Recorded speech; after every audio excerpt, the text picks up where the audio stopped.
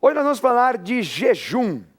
Nós estamos em uma campanha de jejum. Todo mês nós temos campanhas coletivas de jejum na Igreja Renascer. E jejum é uma arma espiritual fundamental para o cristão. Vamos então definir agora jejum. Jejum é uma arma espiritual poderosa do cristão para quebrar maldições, intentos de Satanás e romper domínios demoníacos, através de um voto consciente de consagração, abrindo mão em um determinado tempo do consumo de um alimento que faz parte do cotidiano ou um hábito que lhe custa muito, sem afetar a saúde física, acompanhado de oração, consagração e ministração da palavra. Definimos jejum como uma arma espiritual poderosa, em que você pode se abster, por exemplo, de uma refeição no dia. Tem gente que faz um jejum completo, que num período ficar sem comer, talvez até um dia inteiro sem comer. Então existem muitas formas, às vezes um alimento específico, um jejum de chocolate, refrigerante, de doces. Então tem muitas formas, e até mesmo de fazer o jejum de um hábito. Então nós vemos, por exemplo, adolescentes que fazem jejum de redes sociais. Parece até um absurdo, mas é tanto o uso de redes sociais que até se torna uma libertação. Aliás, o jejum pode ser também um instrumento de libertação, né? De você se libertar de hábitos, de costumes que são desnecessários e espiritualmente você guerrear contra eles. O importante é que você deve jejuar. Bispo G, jejum aparece tanto no Antigo Testamento como no Novo Testamento, não é? Sem dúvida, o jejum, ele faz parte, né, da palavra de Deus, mas o que diferencia um jejum do outro é que no Antigo Testamento, pelo fato de Jesus não ter vindo e não ter delegado essa autoridade que hoje a gente tem, ele era feito numa outra forma, né? Então era um formato mais assim, de afligir a alma, de se humilhar diante de Deus. Mas a partir do momento que veio o poder sobre nós do Espírito Santo, nós entramos num confronto direto. E esse confronto direto, o jejum, é uma das armas mais poderosas. E no hebraico aparece de duas formas, não é? Aparece numa versão de um jejum daqueles que são servos de Deus, a gente pode falar, por exemplo, Neemias, e daqueles que não eram servos de Deus. Como é que é essa diferença, Bispo G? A diferença é a seguinte, porque o jejuar é você se abster de um alimento. Mas o jejum, vamos dizer assim, para aqueles que eram servos de Deus, eles tinham um fundamento. De se aproximar mais de Deus, de se humilhar diante de Deus, né? O termo, inclusive, é afligir a alma, né? A palavra tsalm. E esse é o jejum que era feito para aqueles que eram servos de Deus. Agora, o outro jejum, que era o jejum que era feito pelo ímpio, é simplesmente deixar de comer, né? O caso de Daniel, quando estava na cova dos leões, e o rei ficou sem comer. Mas não é que ele ficou sem comer numa consagração a Deus, né? As pessoas às vezes interpretam, puxa, ele jejuou por Daniel. Não, ele jejuou porque ele ficou sem comer mesmo. Estava triste. Sem objetivo E ele, espiritual. Assim, a conotação que dá é tristeza, né? Porque ele gostava muito de Daniel. Tristeza, é isso mesmo. Quando você fica triste, você fica sem comer. Sem comer, é isso mesmo. Não é ficar chateado. Agora, no grego é diferente. O grego também aparece... a palavra jejum aparece várias vezes no Novo Testamento, né? Já no Novo Testamento, a palavra jejum, ele já entra mesmo com algo bem específico, é a palavra nesteia, que é focado mesmo como algo espiritual. Então, é a palavra mesmo voltada para esse foco que nós estamos lidando hoje. Então, não há, assim, por exemplo, deixar de comer simplesmente por deixar. Em todo o contexto do Novo Testamento não existe a prática, senão ela de uma forma espiritual. E há uma definição importante que nós vamos apresentar agora, que o jejum é um tipo de voto. Então a gente vai explicar para você o que é um voto, que não tem nada a ver com voto de eleição, tá bom? Vamos definir o que é voto biblicamente. Voto é uma promessa que é feita a Deus, pedindo a Ele trazer à existência um propósito cabível à sua vontade. O voto tem poder quando o indivíduo cumpre, ou seja, o voto deve ser feito com a consciência de que é possível cumpri-lo, ainda que seja custoso. Então o voto, acho que é uma palavra bem próxima da nossa realidade brasileira, seria uma promessa. Mas como foi falado, algo que se cumpra, porque Deus não se agrada de voto de tolos, isso está em Eclesiastes. Então, quando eu vou realizar um voto, é claro, o voto sempre vai ser uma promessa, sempre é algo custoso, não é algo fácil, senão não seria um voto. Então é muito importante entender que o jejum é um tipo de voto, ou seja, precisa ter um propósito. Então, todo voto que eu faço, ou jejum que eu faço, eu tenho que estabelecer um propósito. Vamos dar um exemplo. Semana começamos uma campanha de jejum. Quando nós começamos o jejum, nós definimos o que nós vamos jejuar. Então, vou jejuar refrigerante, eu tomo todo dia, adoro refrigerante, por exemplo. Então, a pessoa definiu que ela vai se abster de refrigerante no período de 14 dias. Tudo bem, só que ela tem que estabelecer um propósito. Senhor, eu estou deixando de tomar refrigerante esses dias, por quê? Porque eu quero ter autoridade espiritual para vencer esse propósito, esse problema específico que eu estou sofrendo. Então, a importância tanto do voto como do jejum é que você precisa estabelecer propósitos. E a palavra voto também aparece muitas vezes na Bíblia. Sem dúvida. Como eu falei, né? Até agora é um oposto, que no Antigo Testamento a palavra voto, ela só tem uma palavra que é a palavra néder. E ela tem o significado mesmo de algo também espiritual, um voto com um compromisso para aquilo que são os valores de Deus. Então é muito importante esse foco. Já no Novo Testamento, ela tem um desdobramento, né? Que era o voto, que era algo que era um significado religioso, como algo que eu devo fazer, né? O apóstolo Paulo fez voto. O que era o fazer voto? Havia uma maneira de, por exemplo, deixar, ou rapar o cabelo e começar um processo, como um jejum, algo espiritual, e ele colocou ali como fazer voto. Ele tinha que demonstrar para um grupo, que era um grupo cristão, mas que tinha uma procedência muito judaica, que ele não era alguém que estava desviado e não se tornou um gentil naquela ótica, né, que eles tinham, até de preconceituosa. Mas como ele era um homem sábio e ele queria se fazer vamos dizer, grande com os grandes, pequeno com os pequenos, Sim. Ele foi lá e fez o voto para mostrar, eu estou na fé ainda, para conquistar aqueles que eram judaizantes, né? Eram chamados judaizantes. E existe outro tipo de voto. O voto é aquilo que eu tenho como compromisso diante de Deus. Não é algo religioso no aspecto de algo que eu cumpro por uma formalidade, mas é algo que eu me disponho a fazer por amor, por sentimento e compromisso. Poderia dizer assim que, se fosse fazer uma comparação, tanto do voto do jejum com o Antigo Testamento, que o Antigo Testamento seria uma coisa que eu estou chamando a atenção de Deus pela sua misericórdia. E no Novo Testamento seria algo mais ligado a uma consagração, ou seja, um fortalecimento espiritual. Seria mais ou menos isso ou é muito fora? Não, isso é bem isso mesmo, porque o que ocorre? No Antigo Testamento, vamos dizer, a aproximação de Deus do homem, ela é, como que nós vamos colocar? Ela é barrada pelo pecado. Quando Jesus Cristo vem, inaugura um tempo da graça, então o próprio jejum ele não precisa ser mais um humilhar, um se abater para se aproximar de Deus. Mas é o quê? É uma disposição espiritual para nós estarmos mais próximos, não de Jesus, mas do seu poder, da sua autoridade. Então esse é o diferencial. Então eles faziam isso, né? Inclusive o jejum do Antigo Testamento, eles punham cinza sobre a cabeça. Humilhação, né? Humilhação. Punham vestes de pano de saco, demonstrando sua humilhação como homem diante da grandiosidade de Deus. Agora, já no Novo Testamento, pelo poder da graça, nós nos tornamos um em Cristo Jesus. Então tem já toda uma outra conotação espiritual bem mais avançada em termos daquilo que é um domínio, ocupar espaços espirituais e obviamente também uma proximidade de Deus, porque é um processo de santificação. Exato, até porque é estar cheio do Espírito Santo, então no sentido de consagração para se encher mais dessa autoridade, né? Não à toa, como o Bispo G já explicou, que a palavra espírito é a palavra pneuma, como se fosse um pneumático. Né, de se Pneumáticos são as coisas espirituais, é a palavra pneumáticos.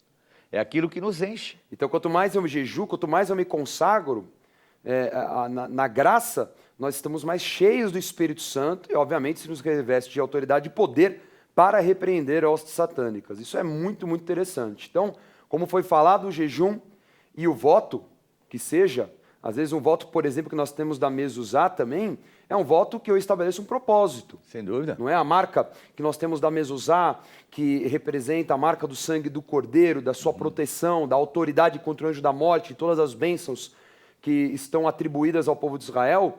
Então a gente vê que é um voto, quando você faz o voto da Mezuzá, você faz com um propósito, porque é um voto também. Então é muito importante isso. Agora, sobre jejum, tem detalhes importantes, para não gerar confusão. Primeiro que jejum não é regime. É bom. Não é verdade? Tem gente que assim, se abstém de um alimento, não vou comer doce, por exemplo, porque doce engorda. Mas não consagra, não tem oração, não tem a prática espiritual do jejum. Então se torna um regime. Então se eu deixo de comer algo e eu não oro, eu não ouço a palavra, não sou ministrado, não estou debaixo de envio, se tornou um regime. Então a primeira coisa que tem que ficar definido é: jejum não é regime. Jejum também não é autoflagelo, não é? De ficar no sentido de pesar, de dor, de ficar naquele negócio, Deus, olha para mim. Não, Deus sempre está olhando para você. Na verdade, o jejum não é nessa conotação como nós falamos do Antigo Testamento, mas no entendimento que o jejum está te dando autoridade.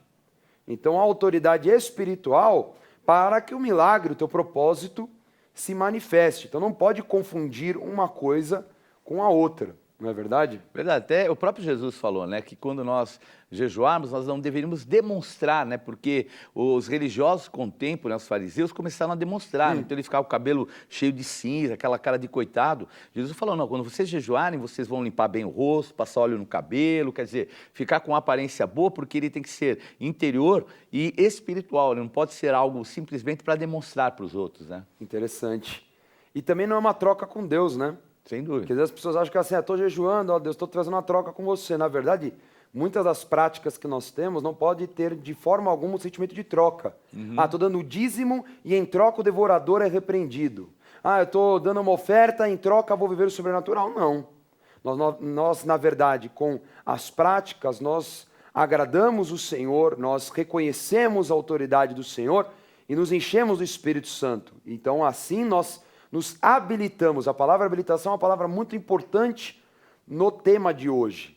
Então é um reconhecimento no mundo espiritual de que você tem autoridade sobre aquela situação que você colocou como propósito. Obviamente, o propósito tem que estar alinhado com a vontade de Deus, porque também não pode ser um propósito absurdo, propósito, por exemplo, de desejar o mal para alguém, não tem sentido nenhum. Então, obviamente, um propósito espiritual e que se adeque à vontade de Deus. Sabe, talvez a pessoa tenha um propósito, Bispo G, que Deus tem algo maior do que aquele propósito. Sem dúvida. Não é? E essa ótica do jejum, então, Hebreus capítulo 11 fala que a fé é a manifestação, é a substancialização das coisas que a gente não vê. E é a certeza, a convicção de coisas que a gente espera que aconteçam. E sem fé é impossível agradar a Deus. Então, o que é o jejum? Nada mais do que um ato nosso de fé que vai agradar a Deus e que, com certeza, vai manifestar a substancialização de coisas que a gente também espera. Não é uma troca. Deus não é Deus de troca, mas Deus se torna galardoador dos que o buscam com fé. Então, é também um meio, uma forma de nós conquistarmos. Com certeza. E é importante estar direcionado também para uma autoridade espiritual, estar coberto, não é? Sem dúvida. Num jejum, por exemplo, é muito importante você falar com o teu pastor, com o teu bispo e falar, olha, eu vou entrar num jejum, eu queria que me ungisse, eu queria que me enviasse, porque a cobertura espiritual para o jejum ela é essencial. Né? Na igreja nós temos as campanhas coletivas exatamente com foco maior, que nós vamos explicar daqui a pouco, que obviamente é lutar contra principados e potestades, que também habilita todo o povo, mas sempre esteja direcionado, coberto espiritualmente. Por isso a importância de ir à igreja, de ouvir a palavra. Então eu tenho uma campanha de jejum, cada dia tem um tema. Cada tema é uma habilitação específica. É algo daquele dia. Como a Bispa Sônia fala, é o pão daquele dia, o pão novo. Cada dia tem um pão novo. Então, o pão de ontem já ficou velho. Então, tem um pão novo. Então você precisa se alimentar e no tema ministrado, você recebe a unção, que aí sim é algo irrevogável e a habilitação necessária para que se cumpra o propósito que você apresentou ao Senhor. Isso, e ontem, né, Bispo Pastor nos ministrou sobre isso, né? Então a gente venceu o espírito de medo, o espírito de autoimagem distorcido que muitas vezes nós temos, baixa autoimagem, ela nos ministrou sobre isso. Então nós guerreamos contra espíritos e ao mesmo tempo tomamos posições, né, com o jejum contra algumas, vamos dizer assim, deformações da nossa alma nesse sentido. Né? Ontem foi sobre escravidão e é importante esses dois focos que você colocou. Vamos agora definir a manifestação espiritual do jejum. Quando realizamos o jejum disciplinadamente, exercemos autoridade sobre a nossa carne e sobre a nossa alma. Assim, o Espírito Santo nos fortalece e nos dá autoridade contra Satanás. Então esse é um fundamento muito, muito importante, porque o jejum tem que ser feito com disciplina, não é? Então você vai jejuar, você vai se consagrar e você está sujeitando a sua carne. Não é à toa que, por exemplo, você já deve ter tido essa experiência. Você está jejuando chocolate e aí de repente no primeiro dia já te dão uma cesta de chocolate. Ou então, por exemplo, você está jejuando doce. E naquela semana de jejum doce, todo mundo te dá bolo, te dá torta. Aí você fala, puxa, que coincidência. Não é? É uma guerra espiritual. E aí, se você está cheio do Espírito Santo, você está orando sem cessar, sempre no foco do jejum, você não vai cair nessa armadilha, não é? Você vai estar sempre vigiando, mas com o entendimento que aquilo é custoso. Aquilo tem, na verdade, é uma luta contra um desejo da sua carne, mas você sabe que repreendendo a sua carne, você está se fortalecendo espiritualmente. Então existe uma guerra, né? Paulo fala muito isso, entre a carne e o espírito. Então quando nós nos esvaziamos da carne, nós recebemos autoridade no espírito. Então isso é muito importante. Vejo que és profeta. Estou jejuando de doce e embaixo do Escritório Nacional, estou todos os dias lá, tem um pessoal agora fabricando bolo. E é bolo assim, milho com pedaço de goiabada, aqueles bolos caseiros. Então outro dia me trouxeram um prato, eu falei, estou jejuando. Mas aí também fortalece mais até a nossa vontade, o nosso ímpeto de continuar e de vencer, né? Satanás, te conheço, eu sei qual é que é. Vamos ler Mateus capítulo 4, fala um pouquinho aí de como Jesus venceu o desejo da carne. Vamos lá, Mateus capítulo 4, versículos 1 a 11. A seguir, foi Jesus levado pelo Espírito ao deserto, para ser tentado pelo diabo. E, depois de jejuar 40 dias e 40 noites, teve fome. Então, o tentador, aproximando-se, lhe disse: Se és filho de Deus, manda que estas pedras se transformem em pães.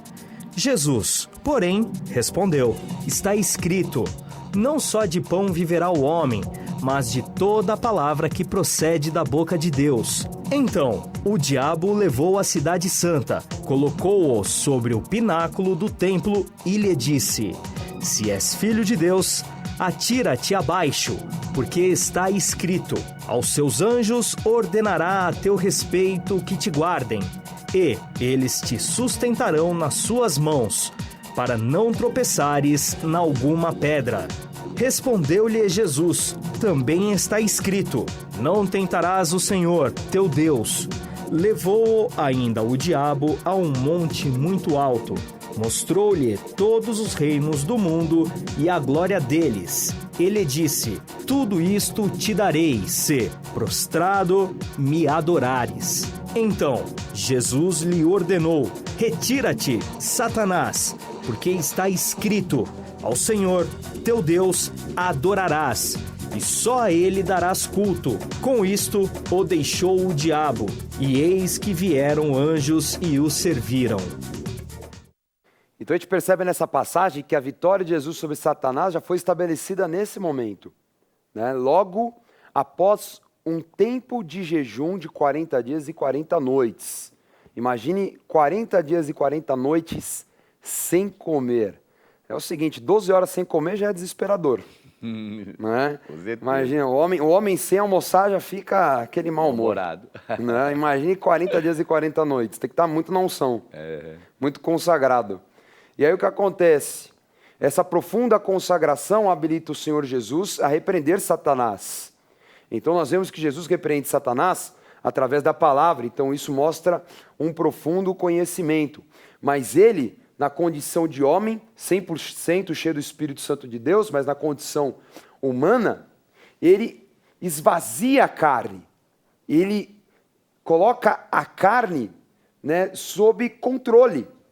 Então nós vemos que cada tentação Satanás começa a mexer com aquilo que é o brio do ser humano, que sabe que o ser humano ele vai se sujeitar, que são situações que criam um desejo carnal. Jesus sempre numa posição de soberania.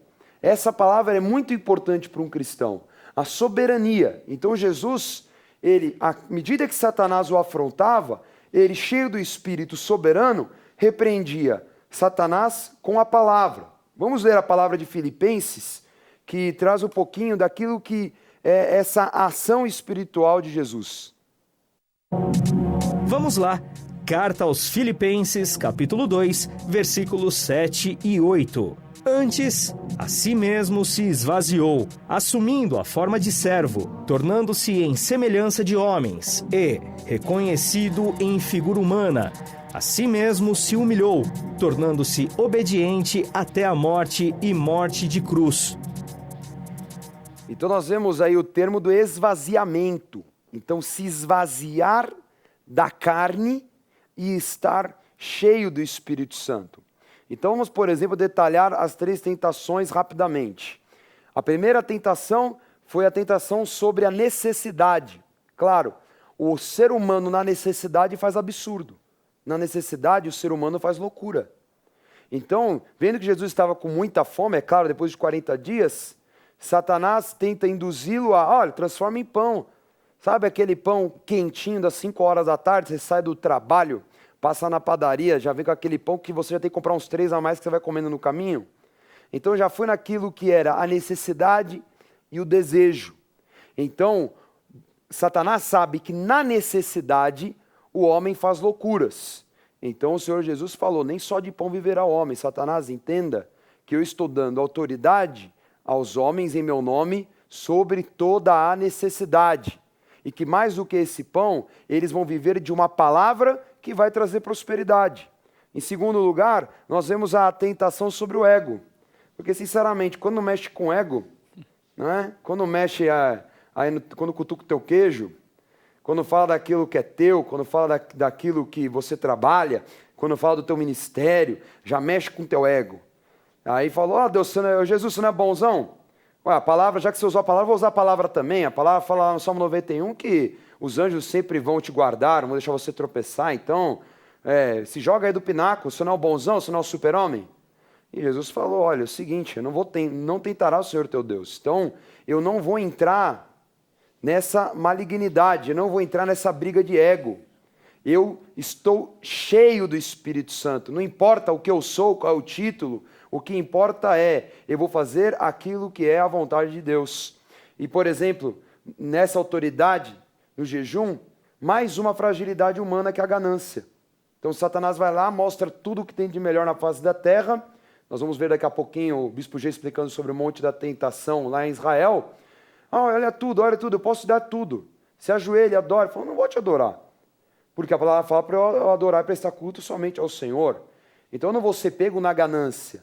Agora, quantas pessoas se perdem por causa da ganância? Por causa dos desejos desse mundo. Então você vê, no sentido dessa palavra de jejum, a importância da consagração, do entendimento da palavra. Por isso a campanha de jejum tem palavra, porque a palavra te dá poder. Não é? A palavra, ela te dá força para você repreender o inimigo. Então, nessa passagem, Jesus, ele demonstra ao homem que é possível você vencer as tentações. Então, por exemplo, tem gente que tem vício do cigarro. Você em casa pode ter o vício do tabaco. Você vai na igreja, mas até hoje tem. Faça um jejum contra o tabaco. Começa a lutar. Começa a encher do espírito, armas espirituais. Então é importante, essa tentação você vai vencer. Jesus venceu tentações maiores do que o tabaco. O que você não pode vencer em nome dele? E nós queremos que você vai ter uma libertação em nome de Jesus. Agora, eis a questão, Bispo G. E se a pessoa esquece do jejum? Bom, aí é que tá, né? Não podemos ser religiosos ao extremo, porque a pessoa às vezes esquece. Então, a gente tem que estar vigiando, a gente sabe naquilo que nós estamos jejuando. Mas, de repente, esqueci, comi sem querer. Comeu sem querer não é um pecado. Obviamente, você quebrou o jejum. O que você vai fazer? Quebrou o jejum sem querer quebrar. Aí, aumenta um dia, amplia um dia o jejum. Eu faço isso. Agora, temos que vigiar. E, no caso de quebrar o jejum propositalmente. Aí mora o perigo, porque a Bíblia fala que nós não temos que fazer voto de tolo. Isaías 55 fala, é melhor você não votar do que votar e não cumprir, que Deus não se agrada de quem vota e não cumpre. Então é muito importante, se você entrar num jejum, você vá até o fim, porque de uma certa forma você se propõe e se abre para o mundo espiritual. E muitas vezes você quebrar o jejum pode habilitar a retaliação. Com certeza. E se você está o tempo todo orando cheio do Espírito, é difícil você esquecer do jejum. Pode acontecer, mas é difícil demais. Tu já falava assim, bispo, me libera do meu jejum hoje. Eu falei, que te libera, rapaz? É agora que você está sendo tentado aí no teu jejum, é agora que você tem que ficar firme na oração. Não é verdade? É verdade. Então a gente tem que lutar, é guerra espiritual, é claro. É claro que vai vir um pouco de assolação aí nos desejos, mas você vai ficar firme na palavra, vai lutar, inclusive, muito importante, né? Na consagração faz parte da santidade. Lutar contra o pecado, não é? Vigiar o tempo todo. A palavra vigiar é a palavra perfeita na situação do jejum. E até nesse aspecto, Dani, o Jesus foi levado pelo Espírito para ser tentado. Então, ali era o início, vamos dizer, do ministério dele. E sendo o início do ministério, ele já tinha que começar com vitória sobre o mal. E o caminho foi o jejum. Então, o jejum, a santificação, tudo aquilo que ele recebeu ali tinha um motivo. Então, às vezes, as pessoas aceitam a Jesus Cristo, vivem o que eles chamam o primeiro amor, está tudo certo. De repente, as coisas começam a não acontecer como era antes. Não é que não está acontecendo, é o Senhor começando a o quê? A trazer maturidade. Porque você não veio só para receber, você veio para vencer. Então, aí as coisas começam a acontecer, jejum é a arma para isso. E, na verdade, para você ser melhor do que você era. Sem dúvida. É impressionante isso, impressionante. Você pega Davi, por exemplo. Davi vai lá, é ungido rei. Que legal, você é rei de Israel. Como não é bem assim? Tem um rei vigente ainda. Então, até aí tava boa, derrotei Golias, uou! É aquele negócio, né? O começo tudo, mas depois vem um tempo de luta, mas não um tempo de luta para matá-lo, porque junto com a tentação e a luta, o Senhor dá escape. Agora, você compara o menino Davi, né? Aquele menino, e depois o que ele se tornou, né? Rei, um general, um guerreiro. Então, Deus tem propósitos na luta. É muito importante guardar o coração. A gente estava falando outro dia lá, uma pessoa, ontem teve um testemunho de um menino que estava no crack, que a mãe veio testemunhar chorando lá na igreja, que ele está hoje liberto, Deus deu um caminho. E aí eu falei para ela, é bom a gente entender no ano de Caleb que nós vamos ter conquistas, vamos ter vitórias, mas tem momento que a gente vai passar pelo deserto, a gente vai ter que enfrentar 33 anos, vamos ter que enfrentar gigantes, mas que acompanhado de cada uma destas lutas, o Senhor tem uma grande vitória, um grande despojo, uma grande recompensa, não um galardão. E eu louvo a Deus que a gente faz parte do Ministério do Apóstolo Estevão, porque essa visão e esse preparo, essa estrutura, verdade, nós temos desde o primeiro dia. Tudo que a gente conquistou foi assim, foi em guerra, em jejum e oração, atos proféticos. Olha, não mudou uma vírgula na visão desde o primeiro dia, né? Porque isso não é uma visão do homem, é uma visão apostólica, uma visão que procede de Deus. E uma coisa interessante em tudo isso, Dani, porque os discípulos, eles às vezes eles achavam que o afã de estar próximo de Jesus é que dava a eles essa autoridade. E aí Pedro vai lá no Monte da Transfiguração, tem aquela experiência, Elias, Moisés, Jesus. Aí quando ele desce, vai expulsar o demônio, não consegue expulsar o demônio. Aí o que Jesus fala para ele? Essa casta só sai com o quê? Jejum e oração. Porque o que ocorre não é o afã das coisas que estão dando certo para você que te coloca numa condição, eu sou bom mesmo, onde eu estou, olha o que eu alcancei. Não, é você ser humilde e deixar o Espírito Santo de Deus trabalhar a tua vida e se santificar, né? E o jejum é a arma. Com certeza. Vamos falar agora do resultado do jejum, porque você já falou até um dos resultados que nós vamos comentar com mais detalhes, mas, por exemplo, um dos resultados do jejum é a quebra de todo o jugo. Até porque também está veiculado a unção. É isso que eu queria te perguntar, Bispo G. O que é jugo? As pessoas perguntam, né, sobre o jugo. Né? Nós vemos que Isaías fala que a unção, né, o óleo, quebra o jugo. O que significa jugo espiritualmente? O jugo, o termo que eles usam, principalmente no Antigo Testamento, é a canga. O que seria a canga? A canga era uma madeira que era colocada num animal que puxava, vamos dizer assim, que levava uma carga, e para ele se acostumar com o peso que ele teria que puxar, ele ficava com aquela canga.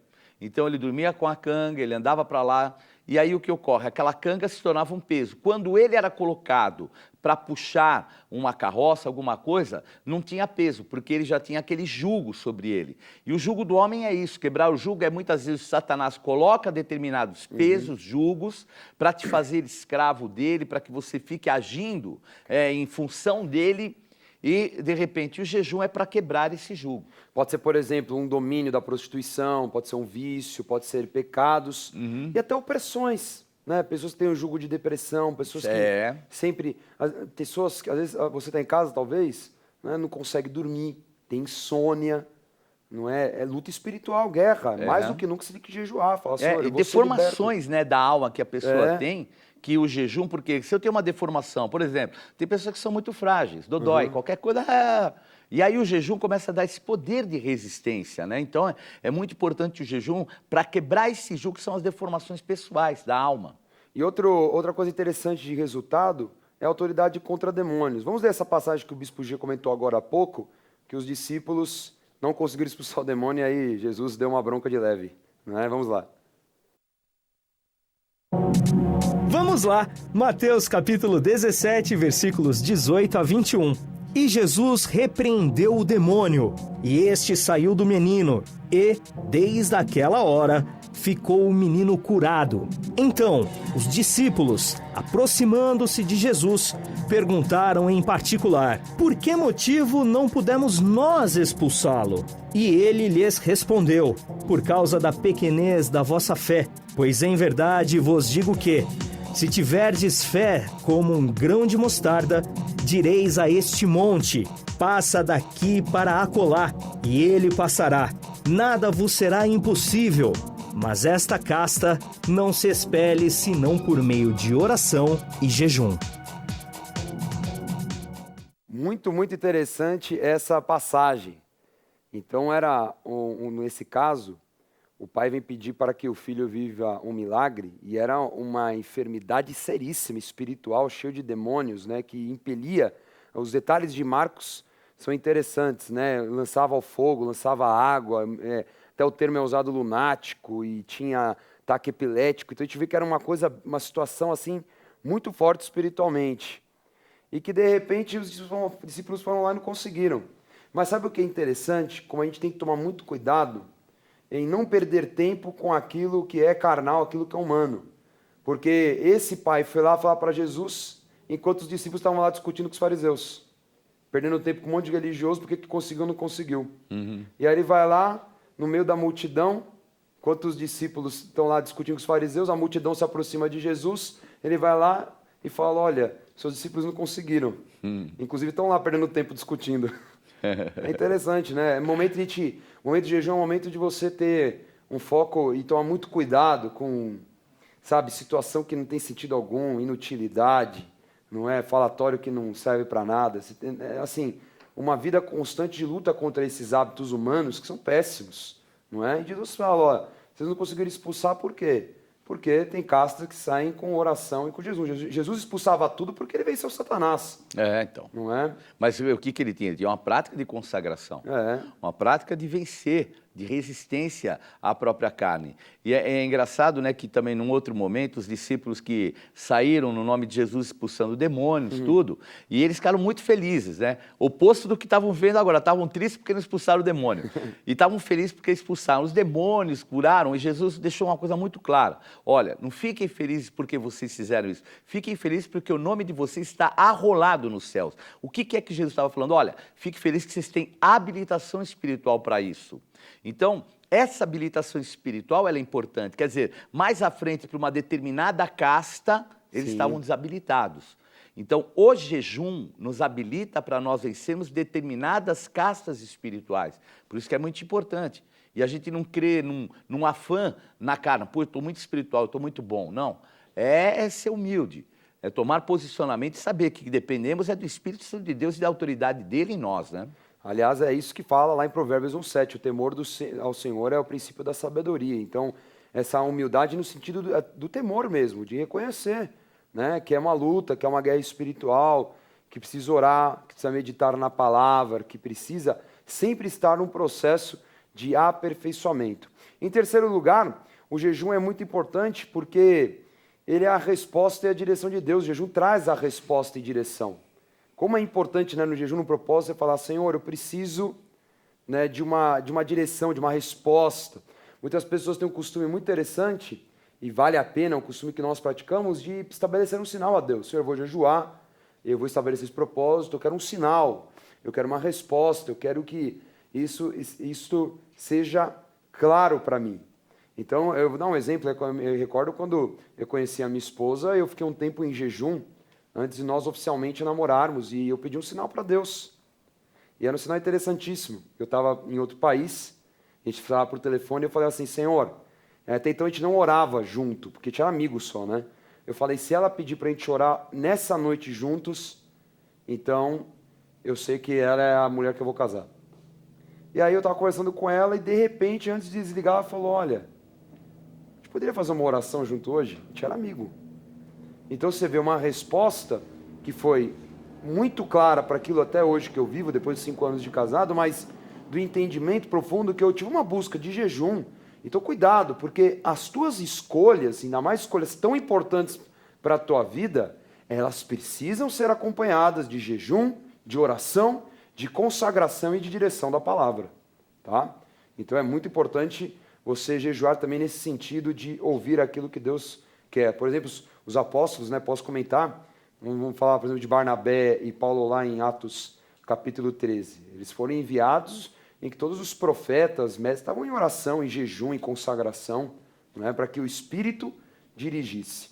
Agora, existem 2 tipos de jejum. Existe o jejum coletivo, que é um jejum que a igreja faz uma campanha, e é específico para afrontar principados e potestades, porque lá em Efésios 1, 20 a 23 fala que o Senhor deu autoridade à igreja, colocou debaixo dos pés, né, todo principado, potestades e dominadores. Então, a importância de uma pessoa participar, por exemplo, né, Bispo G, de uma campanha é o quê? Ela está naquele mover que repreende principados e potestades, são esferas demoníacas muito maiores. Perfeito. E, Dani, a sabedoria do nosso apóstolo é incrível, né? Porque nós estamos num jejum que é o jejum das vitórias de Caleb.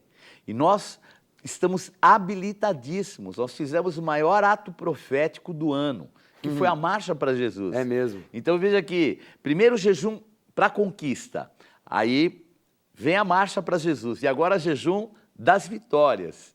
Então, é impressionante, né, a visão que o apóstolo tem a respeito do que é o mundo espiritual e nos coloca como igreja nisso. É tremendo. É tremendo. E tem o jejum individual, que é um jejum importante que a pessoa faz, mas numa esfera menor, esfera de domínios, de dominadores, né, de propósitos específicos, que você pode fazer. Agora, uma pergunta interessante, Bispo G. Quanto tempo eu devo jejuar? Eu acho assim, o jejum, obviamente, você estabelece padrão de tempo, mas a gente percebe que alguns tempos eles são importantes na Bíblia. Por exemplo, 21 dias de Daniel. Daniel teve 21 dias porque ele precisava de revelações. Estava no meio de uma guerra espiritual e precisava de revelações, retenção no mundo espiritual. Existem jejuns de guerra, 40 dias, que foi o jejum que Jesus fez. 40 dias para encarar uma estrutura de guerra pesada. E assim por diante, a gente estabelece esses padrões e eles são muito importantes para que a gente possa ter a vitória. Vejam que o jejum de Daniel, quando concluiu as 3 semanas, 21 dias, é que foi liberado o anjo trazendo a resposta. Então tinham que ser 21 dias. Se fossem 20, a situação poderia não dar certo. Então, o estabelecer desse prazo, ele é muito importante também. Aliás, é importante estabelecer o prazo antes de começar o jejum. Né? Claro, estabeleceu nesse período de tempo, eu vou me abster disso, de um alimento e assim por diante. Bom, essa foi a aula sobre jejum no CEA Escola de Profetas. E você acompanha agora a revisão dessa aula. Hoje estudamos sobre o jejum, que é um voto feito a Deus com um propósito específico de abstinência de alimentos ou hábitos por um determinado tempo, sujeitando assim a carne e fortalecendo o espírito. Através do jejum, o indivíduo recebe autoridade contra demônios, quebra julgos em sua vida e recebe direções do Senhor. Lembre-se, jejum não é regime, não é autoflagelo e não é uma troca com Deus. É tempo de consagração e de muita oração. Beleza, e olha só, amanhã nós vamos reapresentar a aula de redenção e sexta-feira nós vamos continuar falando de jejum, porque tem muita coisa boa que a Bíblia traz sobre jejum. Vamos especificar alguns jejuns proféticos, como os bispos G, por exemplo, falou agora do jejum de Daniel, e eu sei que vai edificar muito a sua vida. Vamos agora ao quadro Acontece. Não perca a oportunidade de se aperfeiçoar mais no conhecimento da Palavra de Deus e desenvolver seu ministério.